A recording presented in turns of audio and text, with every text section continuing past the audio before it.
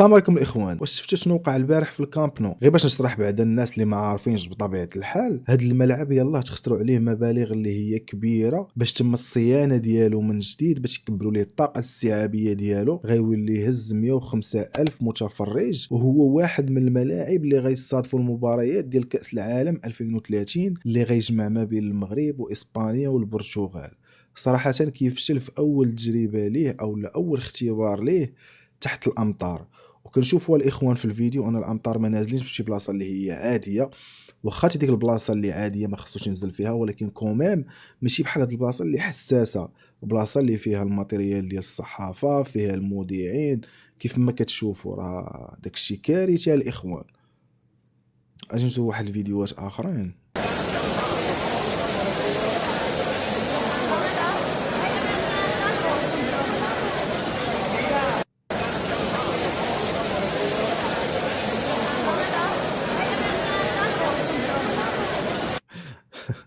والله الا ولا حمام.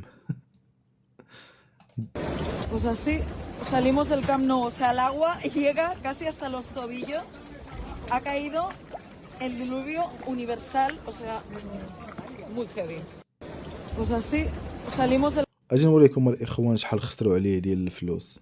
انتم هاي بلغت التكلفة الإجمالية لتمويل مشروع وصيانة وإعادة تطوير ملعب الكامب نو ضمن مشروع إسباي برشلونة حوالي 1.45 مليار يورو، ما يعادل 1.6 مليار دولار أمريكي. تم جمعها من خلال 20 مستشار عالميا، ويشمل هذا التمويل ضخم تحديث الملعب ليتسع ل 105 ألف متفرج، مع توقعات ببدء سداد القروض عند انتهاء من العمل.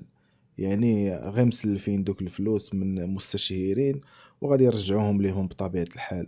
وهنايا كنشوفوا الفرق ما بين الملاعب المغربيه اللي الحمد لله بحال الله نزل ديك، هو الله من علينا بديك الامطار، الحمد لله خرجنا من واحد السنين ديال الجفاف، ولكن حتى ديك الامطار جات في واحد الوقت اللي هو حساس، اللي بينات انه الاوروبيين ولا الامريكيين الا جاو وخادوا التجربه من المغرب راه ماشي عن عبث. راه كيف ما شفنا الاخوان انه بسواعد مغربيه ديال البلاد نجحوا داك التيرانات، وكيف شفنا سيمانه ديال الامطار والتيران ما تضررش وما شفناش شي كوارث. والحمد لله صراحه مقارنه بهذا الشيء اللي طرا في الكامب نو والتيرانات ديال المغرب، راه فرق كبير، لا من ناحيه البنيه التحتيه، لا من ناحيه الارضيه ديال الملعب، لا من ناحيه المدرجات. راه تبارك الله صراحه. ومني كنقول لكم انه خاص الانسان يفتخر ببلاده، فراه خصو يفتخر ببلاده ويفتخر بالانجازات ديال بلاده بطبيعه الحال.